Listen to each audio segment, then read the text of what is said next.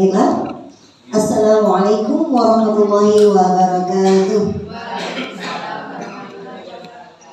Puji syukur atas kehadiran Allah Subhanahu wa taala yang telah melimpahkan rahmat, hidayah, taufik dan inahnya kepada kita semua sehingga kita bisa berkumpul untuk menuntut ilmu di ruang insyaallah yang penuh barokah ini. Salawat beserta salam senantiasa tercurah dilimpahkan kehadiran Nabi besar Muhammad SAW, penuntun jalan kebaikan. Di sini saya Solihatin Mukminah selaku pembawa acara akan membacakan rentetan acara sebagai berikut. Acara pertama sambutan, acara yang kedua acara inti, dan yang terakhir penutup. Baiklah, di acara ini kita akan belajar bersama tentang budaya positif menyebarkan pemahaman dan penerapan pengalaman bersama calon guru penggerak angkatan 10 Bunda Dewi Nafisah Hakilah SPD. Acara yang pertama sambutan kepada Bapak Abdullah Al-Faqih, dipersilahkan.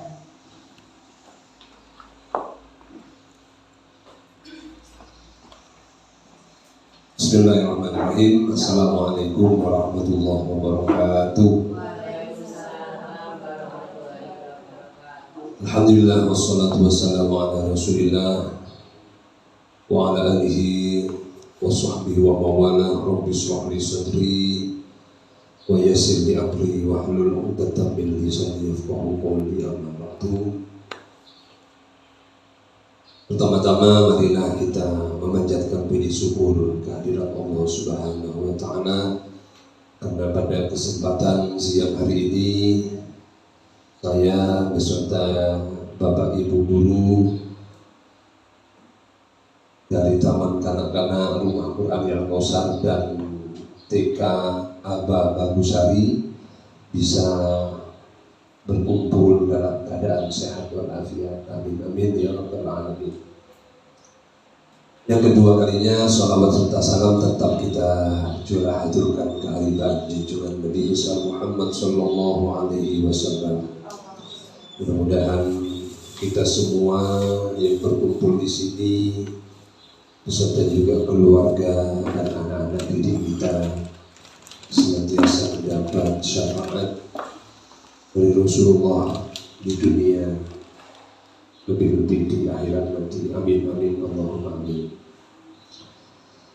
Bapak Ibu guru yang saya hormati, pertama saya ucapkan terima kasih khususnya kepada semua dewan guru yang sudah meluangkan waktu untuk hadir memenuhi undangan dari Bunda Dewi Nafisah yang terjaring calon guru penggerak angkatan 10 okay.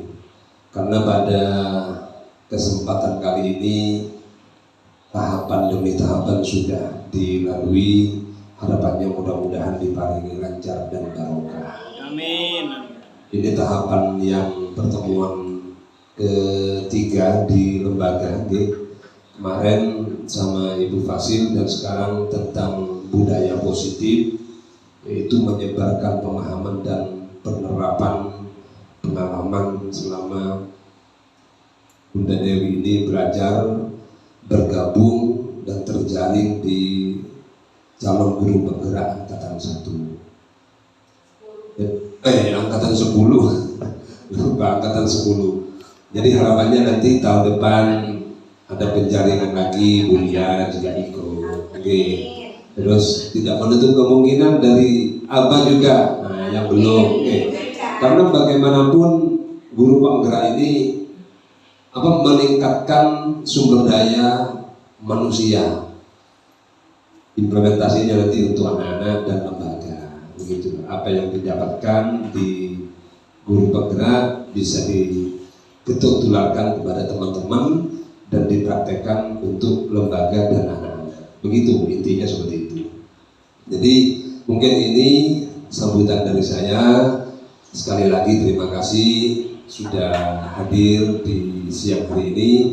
Mudah-mudahan dengan panjenengan hadir senantiasa dicatat sebagai amal tambahan ibadah panjenengan semuanya.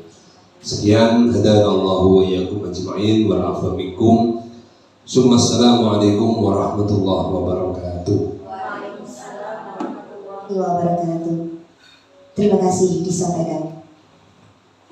Selanjutnya acara inti yang akan dipaparkan oleh Ibu Dewi Nafisyah Hakilah SPD. Kita dengarkan secara seksama. Silakan.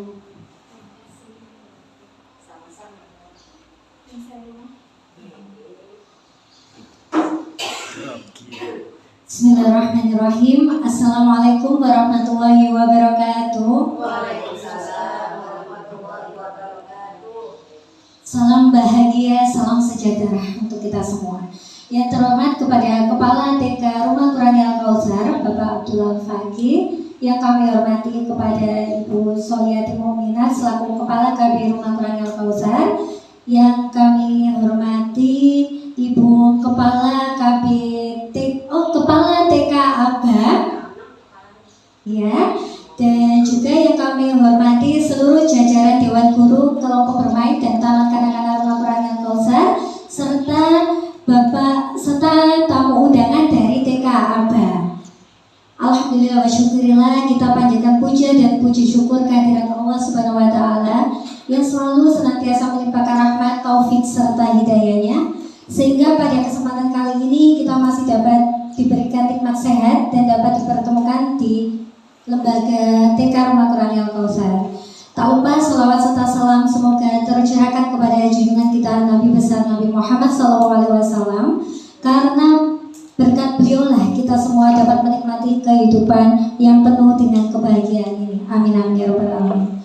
Pertama-tama saya mengucapkan terima kasih kepada Bapak Kepala TK Rumah Qurani dan juga Ibu Kepala KB Rumah Qurani dan Dewan Guru dari TK Rumah Qurani serta TK Aba, karena sudah menyempatkan waktunya untuk datang di sini dan mengikuti belajar bersama tentang budaya positif, menyebarkan pemahaman dan penerapan pengalaman oleh saya Dewi Nafisyah Hakilah. Sebelumnya saya mohon izin, bukan bermaksud untuk menggurui, ya, tapi kita di sini belajar bersama, seperti dengan judulnya yaitu belajar bersama tentang budaya positif. Nah, sebelum kita ke materi, di sini kita tepuk fokus dulu, ya. Pasti semuanya sudah bisa. Tepuk fokus, melihat, mendengar, melihat, fokus. Nah, sekarang saya minta untuk tersenyum. Mana senyumnya?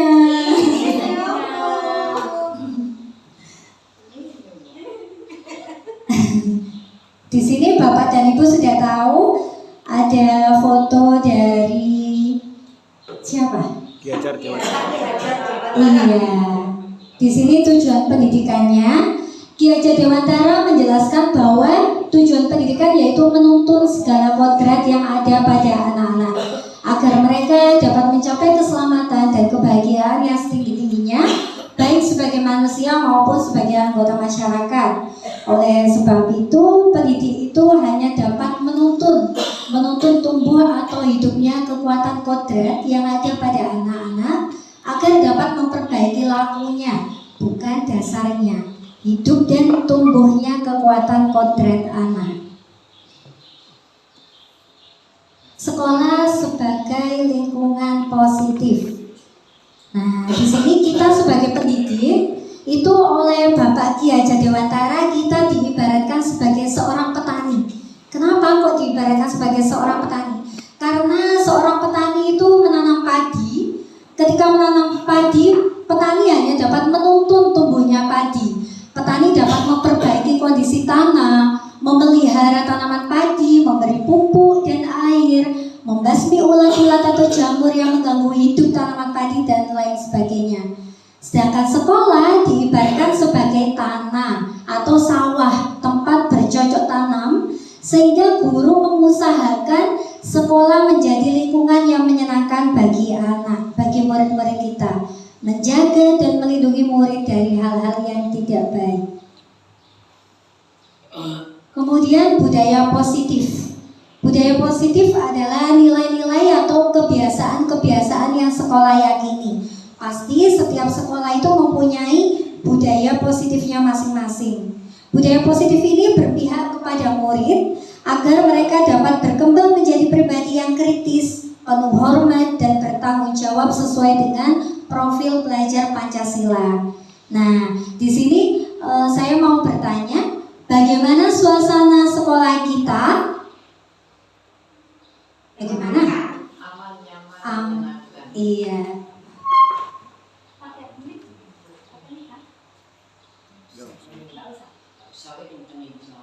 Aman, nyaman, menyenangkan. Iya. Nyaman. Iya. Bagaimana murid-murid berinteraksi? Bagaimana? Murid-murid berinteraksi dengan sopan, ya, sopan santun. Kemudian ketika kelompok B kepada adik-adiknya memanggil, kepada kelompok A memanggil adik, kelompok A kepada kakaknya, kelompok B memanggil Mas atau Mbak. Ini mewujudkan budaya positif juga di lingkungannya, karena anak sekarang itu kalau tidak dilatih mulai dari dini biasanya memanggil namanya, jadi itu yang mengakibatkan kesenjangan antara kakak dan juga adik. Bagaimana guru-guru saling bertegur sapa? Ya, saling berusaha.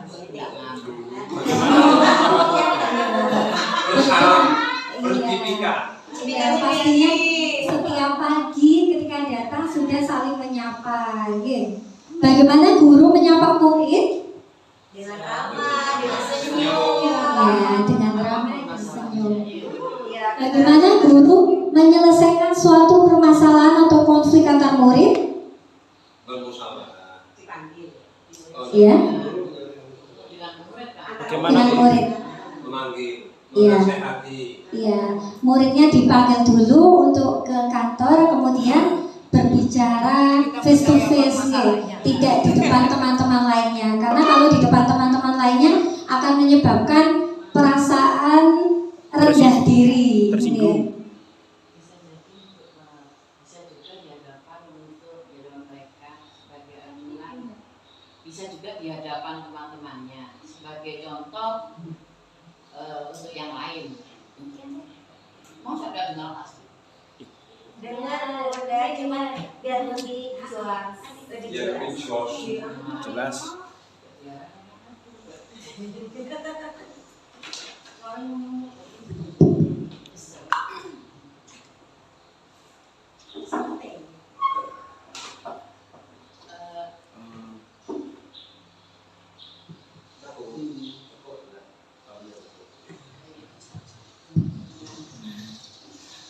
Mungkin bisa juga di hadapan teman-temannya sebagai contoh bagi mereka tentang masalah yang dihadapi murid yang bermasalah. Dengan catatan guru bisa menyelesaikan permasalahan murid dengan bijak, tidak menimbulkan pemahaman yang negatif atau trauma di hadapan yang lain, anak-anak yang lain maksud saya. Berarti ada dua opsi nih. Bisa sendiri juga bisa disendirikan atau bisa bersama-sama.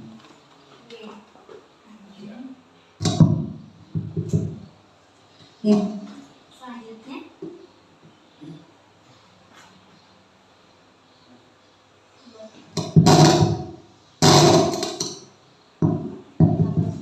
Selanjutnya konsep utama budaya positif. Di sini kita akan belajar bersama karena saya rasa panjenengan semuanya sudah lebih paham daripada saya ini. Di sini kita akan belajar bersama mengenai disiplin positif dan nilai-nilai kebajikan universal, keyakinan kelas, restitusi, 5 posisi kontrol, teori motivasi, hukuman dan penghargaan, restitusi, kebutuhan dasar manusia serta segitiga restitusi. Nah, yang pertama-tama yaitu disiplin positif. Dalam budaya kita, makna kata disiplin dimaknai menjadi sesuatu yang dilakukan seseorang pada orang lain untuk mendapatkan kepatuhan. Menurut Dian Gosen, dalam bukunya Restructuring School Discipline tahun 2021, arti dari kata disiplin berasal dari bahasa Latin yang artinya belajar. Seseorang yang memiliki disiplin diri berarti mereka bisa bertanggung jawab terhadap apa yang dilakukannya karena mereka mendasarkan tindakan mereka pada nilai-nilai kebajikan universal. Nah, apa yang dimaksud dengan nilai-nilai kebajikan universal? Nilai-nilai kebajikan universal adalah sifat-sifat positif manusia yang merupakan tujuan mulia yang ingin dicapai setiap individu. Nilai-nilai kebajikan universal adalah nilai-nilai kebajikan yang disepakati bersama, lepas dari suku bangsa, agama, bahasa, maupun latar belakang. Di sini ada 3 motivasi perilaku manusia. Ada 3, yang pertama yaitu menghindari hukuman. Menghindari hukuman ini berarti menghindari permasalahan yang mungkin muncul dan berpengaruh terhadap murid tersebut. Nah, biasanya anak ketika menghindari hukuman itu pasti terbesit di pikirannya, apa yang akan terjadi apabila saya tidak melakukannya. Sebenarnya mereka sedang menghindari permasalahan yang mungkin muncul dan berpengaruh pada mereka secara psikologis, fisik maupun tidak terpenuhnya kebutuhan mereka. Motivasi ini bersifat eksternal. Jadi anak melakukan kedisiplinan itu karena tujuannya menghindari hukuman. Ada yang ingin mendapat penghargaan. Maksud dari mendapat penghargaan ini mendapat pengakuan dari gurunya. Ya, kakak ini hebat, sekarang sudah tidak terlambat. Nah, itu ada juga tidak dengan kesadaran. Nah, yang ketiga itu menghargai diri. Ini seperti yang disampaikan tadi. Nah, motivasi menghargai diri sendiri ini yang sesuai dengan budaya positif yang kita harapkan, yaitu mereka melakukan sesuatu karena mereka yakini sendiri dan karena itu sebagai bentuk bahwa mereka menghargai dirinya. Jadi kalau anak tidak terlambat, dia tidak mau terlambat karena dia menghargai dirinya dan juga menghargai waktu. Kemudian hukuman, konsekuensi, dan restitusi. Hukuman ini sudah saya jabarkan masing-masingnya. Hukuman ini sesuatu yang menyakitkan, harus terjadi, tidak nyaman untuk murid, untuk jangka waktu yang panjang. Murid merasa seperti korban. Nah, murid juga merasa tersakiti. Murid karena mendapatkan hukuman, jadi murid membenci peraturan sekolah. Terus mode paksaan, konsep diri buruk, anak belajar menyembunyikan kesalahan, jadi mengakibatkan tidak jujur. Kemudian dibuat oleh guru hukuman, sistem tidak akan berjalan bila murid tidak takut. Jadi hukuman itu meskipun diberi hukuman, ada beberapa murid yang tidak akan takut. Kemudian yang kedua yaitu konsekuensi. Sesuatu harus terjadi, tidak nyaman untuk murid dalam jangka waktu pendek, korban bisa diabaikan, murid merasa tidak nyaman, murid menghormati peraturan karena konsekuensi tadi. Kalau melanggar peraturan ada konsekuensinya. Kemudian konsep diri, stimulus respon, murid belajar taat peraturan, sudah diketahui dan masuk akal kalau konsekuensi itu, dan memerlukan monitoring serta supervisi terus-menerus dari guru. Untuk yang ketiga yaitu restitusi. Restitusi ini merupakan pilihan. Jadi guru memberikan pilihan kepada anak, menguatkan murid dalam jangka waktu panjang. Anak merasa bukan sebagai korban. Kemudian anak mendapatkan penguatan dari guru, anak merasa dirinya dihormati. Setelah itu ada teori kontrol, konsep diri kuat. Anak belajar memecahkan masalah berupa undangan, ajakan untuk mengadakan restitusi dibuat oleh murid dan murid bertanggung jawab atas perilakunya. Kemudian hukuman. Nah, dari yang sudah saya jelaskan tadi, saya paparkan tadi, panjenengan semuanya sudah lebih ada gambaran tentang hukuman atau konsekuensi. Nah, ini ada beberapa kasus. Kasus berikut ini termasuk hukuman atau konsekuensi, ya. Nah, mungkin saya bisa dibantu untuk menjawab. Ya. Ada berapa soal? 7 bisa dibagi berapa orang menjawab? Saya nomor 1. Oke. Ya. Tapi jawabannya disimpan dulu ya Bunda. Oke. Nanti atau bisa disampaikan Bun. Apa Bunda? Lari mengelilingi lapangan basket 2 kali karena terlambat hadir di sekolah. Hukuman. Membersihkan coretan yang dibuatnya di meja tulis. Konsekuensi. Murid diminta untuk push up 15 kali karena tidak menggunakan masker. Hukuman. Menggantikan kertas tugas teman yang telah dicoret. Konsekuensi. Berjemur di lapangan basket pukul 12 siang. Hukuman. Murid diminta bertelanjang kaki sepanjang hari karena tidak menggunakan sepatu legging. Hukuman. Berdiri di depan kelas sambil mengangkat kaki satu. Ya. Sekarang kita cek jawabannya benar apa tidak. Benar dong. Benar dong. Ya. 100. Lanjut. Nah, berikut dulu ya. Genap ganjil. Monggo bisa berdiri supaya tidak capek duduk. Sekarang saling berhadapan-hadapan. Bu Dede sama Pak Fakih, Bu Dede. Loh, Bu Ari nggak ada.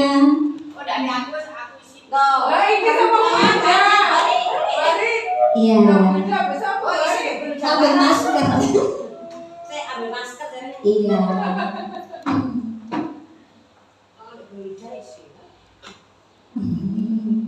Nah, di sini SGBG genap ganjil. Ya, di sini sampun Bunda.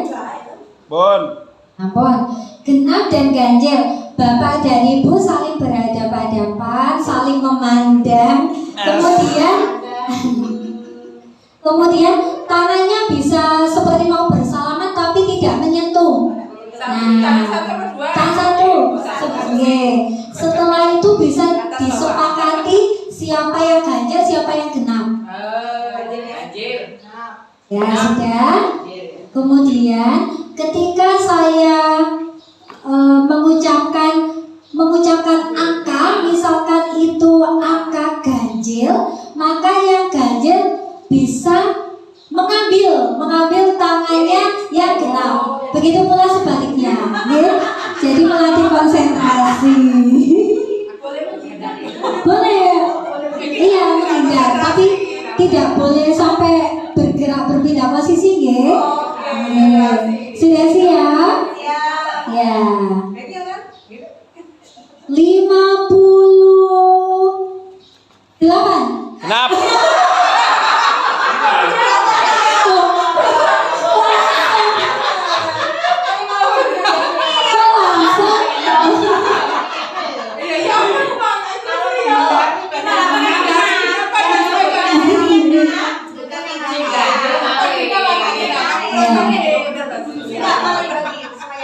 Lagi itu masih permulaan. Bukan didari yuk. Iya didari. Seperti halnya ketika sesuatu yang kita punya mau direbut sama orang lain, kan kita berusaha melindungi. 78.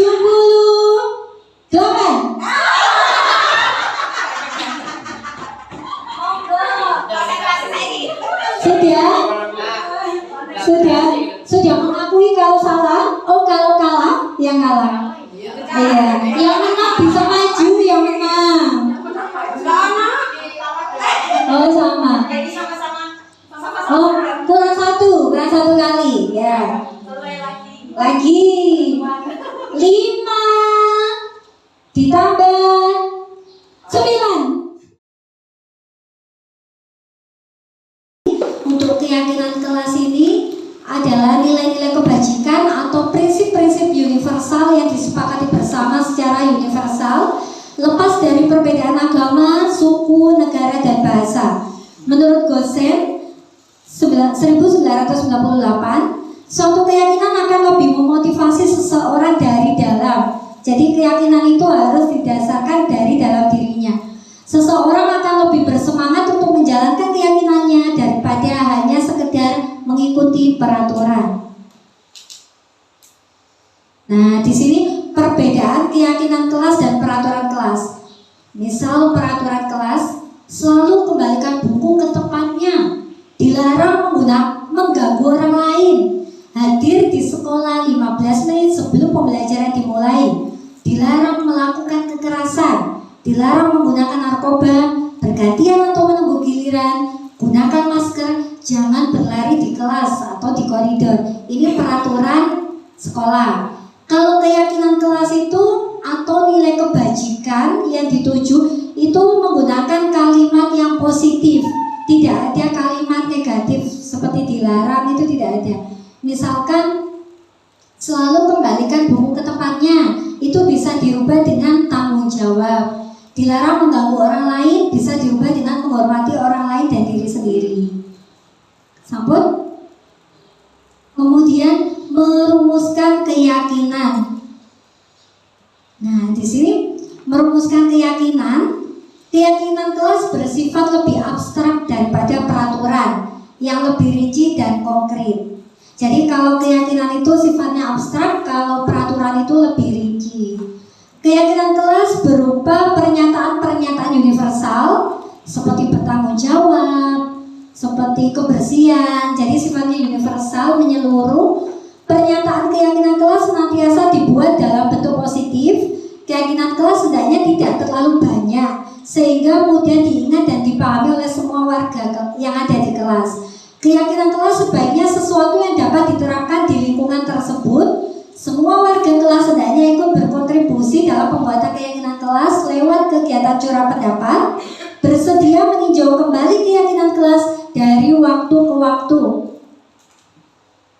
Nah, ini adalah contoh keyakinan kelas. Yang di sini contoh keyakinan kelas saling menghormati, menjaga kebersihan, patuhi aturan, selalu jujur dan menjaga keamanan.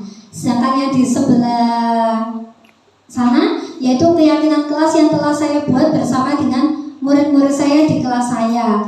Jadi sebelumnya saya membuat, karena anak-anak kelompok B itu kan lebih senang gambar dan juga ada tulisannya. Jadi saya pilih gambar. Di sebelah sini gambar anak membuang sampah sembarangan, di sebelah sini gambar anak membuang sampah ke tempat sampah. Jadi ada dua gambar, saya pilihkan ke anak-anak.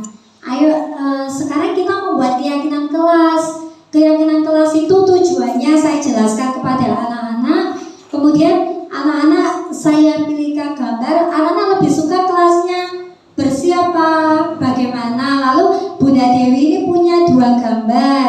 Anak-anak memilih gambar yang mana? Jadi anak-anak memilih gambar membuang sampah ke tempat sampah. Akhirnya dibuatlah keyakinan kelas cinta kebersihan.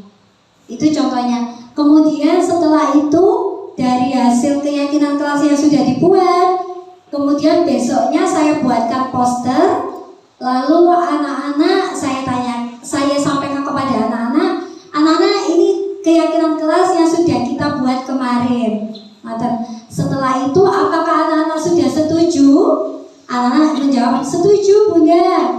Kalau begitu Bunda tempel di tembok kelas supaya anak-anak bisa membacanya setiap hari. Bagi anak-anak yang setuju, anak-anak bisa memberikan cap jempolnya di bawah gambar tersebut. Ini adalah keyakinan kelas yang sudah kami buat di sini. Jadi bagi anak-anak yang setuju memberikan cap jempolnya di bawahnya, bukti bahwa mereka bersedia untuk menyepakati keyakinan kelas tersebut. Kemudian 5 kebutuhan dasar manusia. Ada 5 kebutuhan dasar manusia itu apa? Yaitu seluruh tindakan manusia memiliki tujuan tertentu. Semua yang kita lakukan adalah usaha terbaik kita untuk mendapatkan apa yang kita inginkan. Ketika kita mendapatkan apa yang kita inginkan, sebetulnya saat itu kita sedang memenuhi satu atau lebih dari satu kebutuhan dasar kita. Jadi kebutuhan dasar manusia itu ada 5: bertahan hidup, cinta dan kasih sayang, penguasaan, kebebasan, dan kesenangan. Nah, ini rinciannya. Untuk bertahan hidup seperti kita membutuhkan makanan, minuman, tempat tinggal, dan juga ya. Kemudian untuk cinta dan kasih sayang yaitu merasa diterima oleh sesama guru. Jadi ketika kita saling menghormati maka tercipta cinta dan kasih sayang. Kemudian penguasaan atau pengakuan atas kemampuan yaitu merasa diakui dan dihormati. Misalkan sebagai kepala sekolah, kita sebagai guru menghormati kepada kepala sekolah ketika akan melakukan kegiatan-kegiatan meminta izin terlebih dahulu. Jadi kebutuhan akan penguasaan atau pengakuan atas kemampuan. Kemudian kebebasan, kebutuhan akan pilihan. Nah, jadi setiap anak itu pasti menginginkan kebebasan untuk memilih kegiatan apa yang mereka suka, minat dan bakat apa yang mereka suka, serta meningkatkan potensi yang ada pada diri anak-anak. Kemudian kebutuhan untuk merasa senang, bukan hanya anak-anak gitu, tapi kita juga sebagai guru juga menginginkan kebutuhan akan kesenangan. Jadi kebutuhan akan kesenangan ini bisa didapat dengan apa? Kalau anak-anak dengan bermain, dengan berguru, bercanda dengan teman-temannya dan juga guru. Nah, di sini ada penyelesaian kasus. Ibu Ria, guru kelas 6 SD Permai, sedang bingung menghadapi ulah salah satu murid di kelas bernama Agus. Beberapa anak telah datang dan mengeluhkan Agus yang seringkali meminta bekal makan siang mereka dengan paksa. Jika Anda menghadapi situasi seperti Bu Ria, apa yang akan Anda lakukan?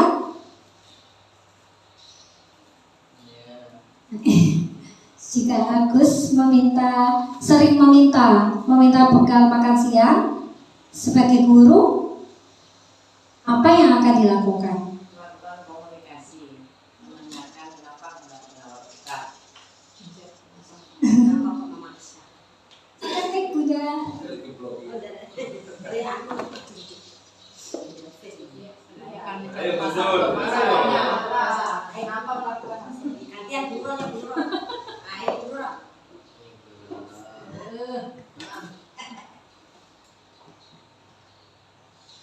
Kita mencari kantor itu nggak apa-apa.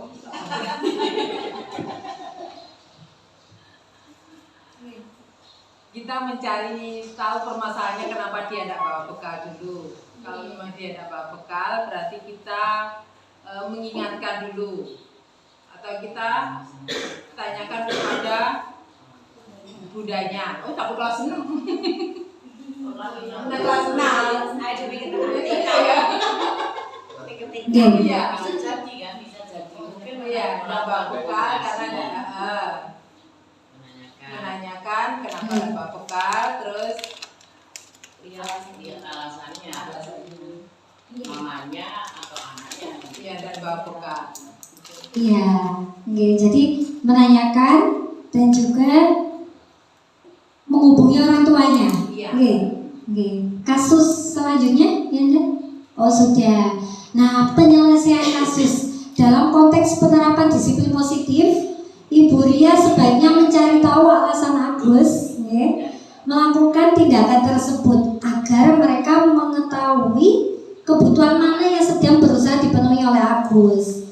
Nah, kebutuhannya ini kan tadi ada 5 kebutuhan, tapi kan tidak tahu kalau tidak menanyakan kepada Agus.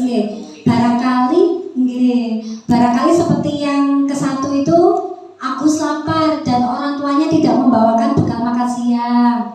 Barangkali juga teman Agus jadi perhatian. Jadi Agus butuh perhatian dari teman-temannya dengan cara mengambil bekal milik temannya.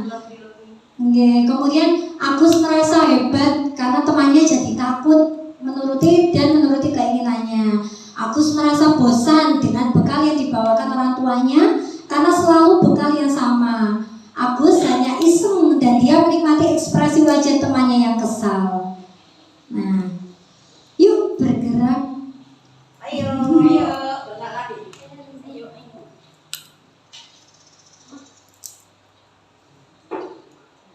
Monggo bisa berdiri.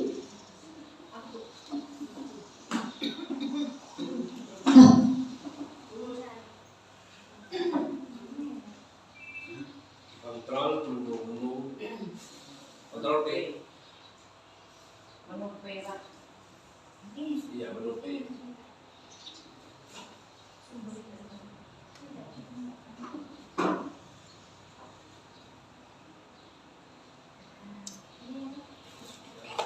Aram sam sam.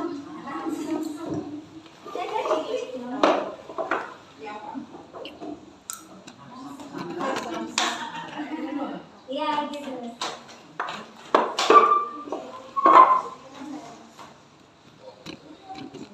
Gitu. Chiquito.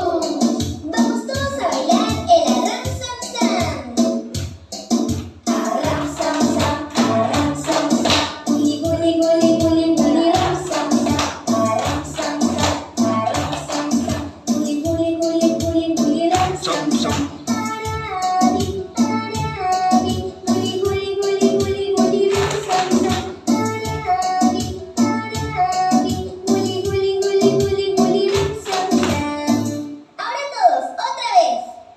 Ram sam sam, ram sam sam. Guli guli guli guli guli ram sam sam. Ram sam sam, ram sam sam. Guli guli guli guli guli ram sam sam. Arabi, arabi. Guli guli guli guli guli ram sam sam. Arabi, arabi. Guli guli guli guli guli ram sam sam.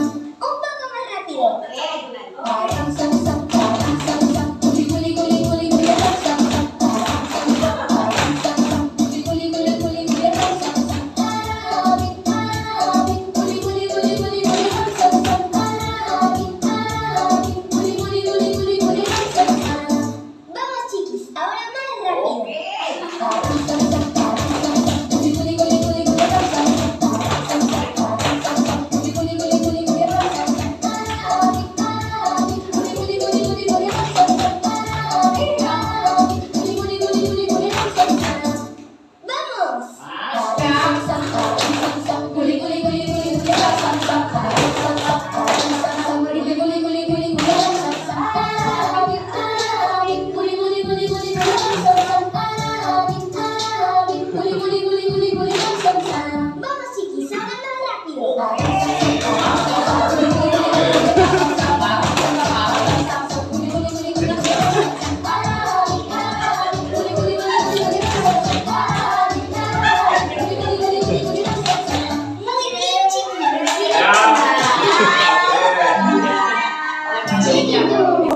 Kembali lagi 5 posisi kontrol sebagai guru, yaitu ada penghukum, pembuat rasa bersalah, teman, pemantau, dan manajer. Untuk penghukum, seorang penghukum bisa menggunakan hukuman fisik maupun verbal. Orang-orang yang menjalankan posisi penghukum senantiasa mengatakan bahwa sekolah memerlukan sistem atau alat yang dapat lebih menekan murid-murid lebih dalam lagi. Guru-guru yang menerapkan posisi penghukum akan berkata, patuhi aturan saya, atau awas, kamu selalu saja salah, selalu yang terakhir selesai. Guru seperti ini senantiasa percaya hanya ada satu cara agar pembelajarannya bisa berhasil, yaitu cara dia. Yang kedua yaitu posisi pembuat rasa bersalah. Pada posisi ini biasanya guru akan bersuara lebih lembut. Pembuat rasa bersalah akan menggunakan keheningan yang membuat orang lain merasa tidak nyaman, bersalah, atau rendah diri. Kata-kata yang keluar dengan lembut akan seperti ini. Ibu sangat kecewa sekali dengan kamu. Berapa kali Bapak harus memberitahu kamu ya? Gimana coba kalau orang tua kamu tahu kalau kamu berbuat begini? Di posisi ini murid akan memiliki penilaian diri yang buruk tentang diri mereka. Murid merasa tidak berharga dan telah mengecewakan orang-orang yang disayangi. Yang ketiga yaitu posisi teman. Guru pada posisi ini tidak akan menyakiti murid, namun akan tetap berupaya mengontrol murid melalui persuasi. Posisi teman pada guru bisa negatif ataupun positif. Positif di sini berupa hubungan baik yang terjalin antara guru dan murid. Guru di posisi teman menggunakan hubungan baik dan humor untuk mempengaruhi seseorang. Mereka akan berkata, ayo bantulah ibu demi bapak, ayo bantulah ibu demi ibu ya. Ayo ingat tidak bantuan bapak selama ini. Ya sudah, lain kali tidak apa-apa, nanti ibu bantu bereskan. Hal negatif dari posisi teman adalah bila suatu saat guru tersebut tidak membantu, maka murid akan kecewa dan berkata, saya pikir ibu teman saya. Murid merasa dikecewakan dan tidak mau lagi berusaha. Hal lain yang mungkin timbul adalah murid hanya akan bertindak untuk guru tersebut dan tidak untuk guru lainnya. Murid akan tergantung pada guru tersebut. Yang keempat yaitu sebagai pemantau. Pemantau berarti mengawasi. Pada saat kita mengawasi, kita bertanggung jawab atas perilaku orang-orang yang kita awasi. Posisi pemantau berdasarkan pada peraturan-peraturan dan konsekuensi. Dengan menggunakan sanksi atau konsekuensi, kita dapat memisahkan hubungan pribadi dengan murid. Sebagai seseorang yang menjalankan posisi pemantau, pertanyaannya diajukan seorang pemantau yaitu, peraturannya apa? Apa yang telah kamu lakukan? Sanksi atau konsekuensinya apa? Seorang pemantau sangat mengandalkan perhitungan, catatan, data yang dapat digunakan sebagai bukti atau perilaku seseorang. Posisi ini akan menggunakan stiker, slip catatan, daftar cek. Posisi pemantau sendiri berawal dari teori stimulus respon yang menunjukkan tanggung jawab guru dalam mengontrol murid. Nah, yang kelima yaitu posisi terakhir adalah manajer. Posisi di mana guru berbuat sesuatu bersama dengan murid, mempersilahkan murid mempertanggungjawabkan perilakunya, mendukung murid agar dapat menemukan solusi atas permasalahannya sendiri. Seorang manajer telah memiliki keterampilan di posisi teman, pemantau, dan dengan demikian bisa jadi di waktu-waktu tertentu kembali kepada kedua posisi tersebut bila diperlukan.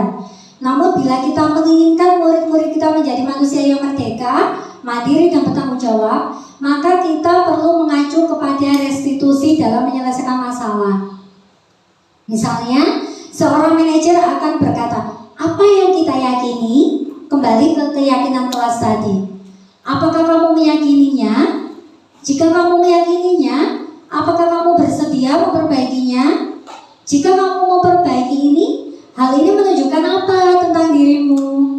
Apa rencana kamu untuk memperbaiki hal ini? Tugas seorang manajer bukan untuk mengatur perilaku seseorang, kita membimbing murid untuk dapat mengatur dirinya. Bisa jadi dalam praktik penerapan disiplin kita sehari-hari, kita akan kembali kepada posisi teman atau pemantau. Karena murid yang ditangani belum siap diajak berdiskusi atau diundang melakukan restitusi. Namun, perlu disadari tujuan akhir dari 5 posisi kontrol seorang guru adalah manajer. Nah, segitiga restitusi adalah proses menciptakan kondisi bagi murid untuk memperbaiki kesalahan mereka, sehingga murid bisa kembali pada kelompok mereka dengan karakter yang lebih kuat. Melalui restitusi, guru dapat membantu murid menjadi memiliki tujuan, disiplin positif, serta mengakui bahwa dirinya telah berbuat salah. Kemudian membantu murid untuk jujur pada dirinya sendiri dan mengevaluasi kesalahan yang telah dilakukan. Tahapan untuk melakukan restitusi ada 3, yaitu menstabilkan identitas, validasi tindakan, dan menanyakan keyakinan. Nah, di sini segitiga restitusinya. Jadi ketika kita menghadapi murid kita yang bermasalah, itu ada segitiga restitusinya. Yang pertama kita lakukan yaitu menstabilkan identitas dengan memberikan pertanyaan. Contohnya yaitu setiap orang pasti pernah melakukan kesalahan. Kamu bukan satu-satunya yang pernah melakukan ini. Kemudian setelah anak sudah mulai stabil, baru kita memvalidasi kebutuhannya. Misalkan contoh pertanyaannya, kamu tentu punya alasan mengapa melakukan cara yang lebih efektif untuk mendapatkan apa yang kamu butuhkan. Setelah anak memberikan penjelasan, pastinya anak dari penjelasannya pastinya anak sudah mulai tahu tentang apa yang harusnya dia lakukan. Baru kemudian kita menanyakan keyakinan dengan cara nilai-nilai apa yang telah kita sepakati. Kamu ingin menjadi orang yang seperti apa? Selanjutnya yaitu menstabilkan identitas. Menstabilkan identitas berarti untuk membuat anak yang merasa gagal karena berbuat salah menjadi positif terhadap dirinya. Jadi meskipun anak berbuat salah, tugas kita mengingatkan, akan tetapi kita juga memberikan kalimat yang positif sehingga anak merasa bahwa sebagai seorang manusia itu sudah hal yang wajar, bahwa hal yang manusiawi, bahwa melakukan kesalahan. Tidak ada manusia yang sempurna. Ibu dan bapak juga pernah melakukan kesalahan. Nah, kita pasti bisa menyelesaikan permasalahan ini. Kalau kamu menyalahkan dirimu sendiri terus-menerus, apakah kamu bersikap baik kepada dirimu? Selanjutnya, validasi tindakan yang salah. Validasi tindakan yang salah ini membantu murid mengenali basic need atau kebutuhan dasar yang ingin dipenuhinya ketika melakukan kesalahan itu. Pada dasarnya setiap tindakan manusia tujuannya adalah memenuhi basic need, apakah itu power, freedom, love and belonging, fun and service. Guru berkata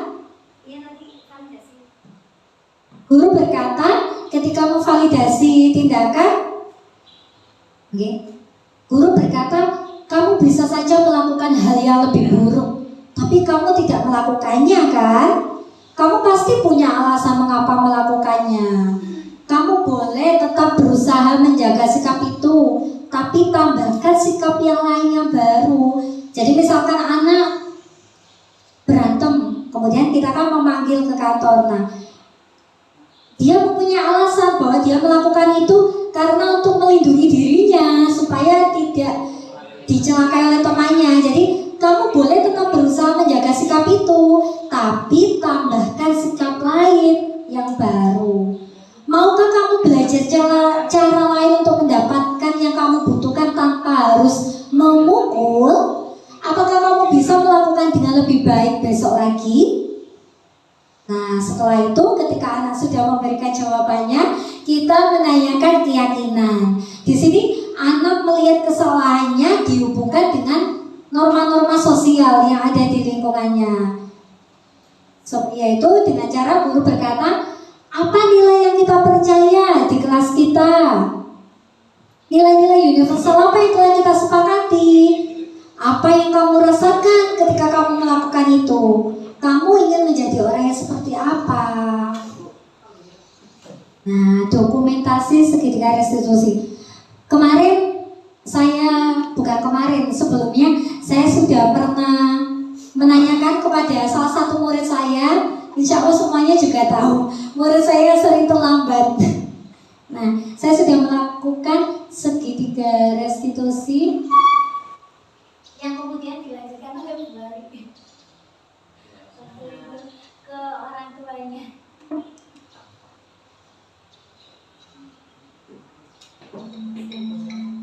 Stabilkan identitas apa yang telah kita sepakati ada murid di sekolah. Untuk kasus yang pertama yaitu terlambat datang ke sekolah.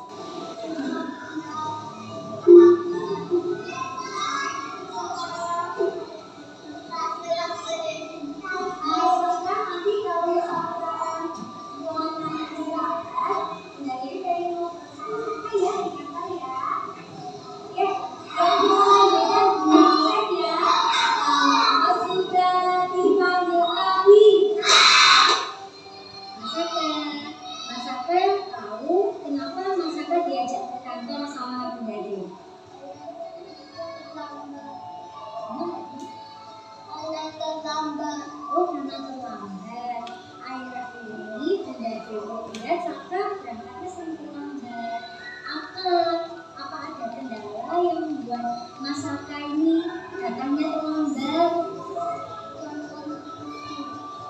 Nonton TV, kenapa nonton TV-nya? Nonton TV-nya sampai malam jam berapa kira-kira?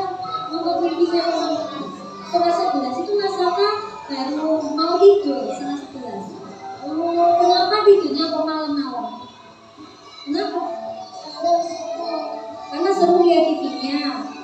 Oh, berarti Mas Saka lihat TV-nya seru, akhirnya sampai malam, tidurnya malam-malam. Nah ini validasi aja Kesiangan. Oh, tadi pagi bangunnya jam berapa?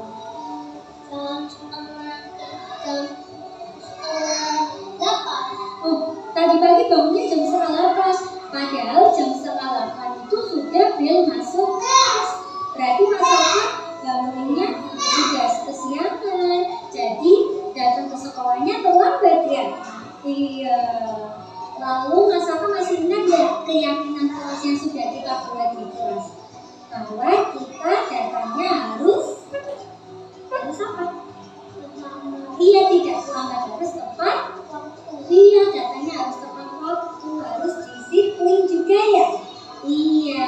Lalu kira-kira Mas Saka tadi datanya terlambat, dilihat sama teman-temannya. Gimana rasanya datang terlambat? Apa perasaan yang Mas Saka rasakan? Malu. Oh, malu sama siapa? Malu sama teman-teman karena datangnya terlambat. Iya, kalau Mas Saka sudah merasakan malu itu hal yang biasa, hal yang manusiawi ya. Semua orang juga pasti pernah melakukan kesalahan. Bunda Dewi juga pernah melakukan kesalahan. Tapi kalau kita sudah berbuat salah, lalu langkah selanjutnya kita harus memperbaiki apa? Memperbaiki kesalahan. Memperbaiki kesalahan dengan cara bagaimana? Dengan cara tadi kan Mas Saka pinter. Kalau Mas Saka sudah tahu kalau terlambat itu malu, kalau terlambat itu berarti melanggar keyakinan kelas, melanggar peraturan sekolah. Jadi solusinya Mas Saka harus apa? Tidak terlambat dengan cara apa? Bangunnya tidak kesiangan. Kalau bangunnya tidak kesiangan berarti harus ngapain kalau malam? Kalau malam harus apa? Iya, lihat TV itu boleh, tidak ada yang melarang lihat TV. Mas Saka kalau mau lihat TV boleh lihat TV, tapi jangan sampai malam-malam pinter, jangan sampai malam-malam. Kalau sudah jam 8, minta tolong ke mama sama ke ayah. Nah, ayah, nanti kalau sudah jam 8, minta tolong Saka diingetin. Saka waktu belajar tidur malam ya. Jadi kalau jam 8 sudah tidur, insya Allah besok pagi bangunnya tidak kesiangan ya. Lalu kalau pagi tapi waktu malam itu malam. Oh iya. Tapi kalau mulai sekarang karena Mas Saka sudah tahu solusinya, jadi mulai besok, mulai nanti malam minta tolong ke ayah ya atau ke mama ya untuk boleh lihat TV, tapi jam 8 harus diajak tidur. Lalu kalau pagi minta tolong untuk dibangunkan ya. Jam 5 itu sudah harus bangun. Oke? Assalamualaikum, namaku adalah Saka. Terima kasih Bunda Dewi, aku gak kesiangan lagi karena aku gak terlambat. Nah, sampun. Tadi itu Saka karena sering terlambat sampai semuanya hafal. Setelah Saka saya dudukkan, besoknya sudah beberapa hari sudah nggak terlambat. Lalu kemudian terlambat lagi sampai akhirnya Bunda Hari meminta kepada orang tuanya, perwakilan dari orang tuanya untuk datang ke kantor. Kemudian setelah melalui tahapan restitusi bersama dengan orang tua juga, akhirnya alhamdulillah sekarang Saka sudah berangkat tepat waktu.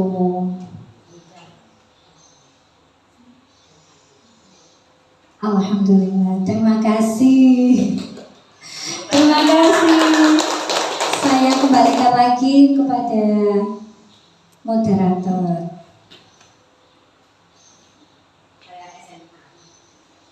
Baiklah, terima kasih Bunda Dewi atas berbagi praktek baiknya, atas ilmunya yang sudah ditularkan kepada kami semua guru-guru di Rumah Qurani dan juga di lembaga ABA, ya, TK ABA. Terima kasih. Selanjutnya acara penutup. Nah, dalam acara penutup ini akan ditutup dengan doa oleh Yanda Fakih, dan saya selaku pembawa acara mohon maaf yang sebesar-besarnya jika ada kesalahan. Wabillahi taufiq wal hidayah. Wassalamualaikum warahmatullahi wabarakatuh.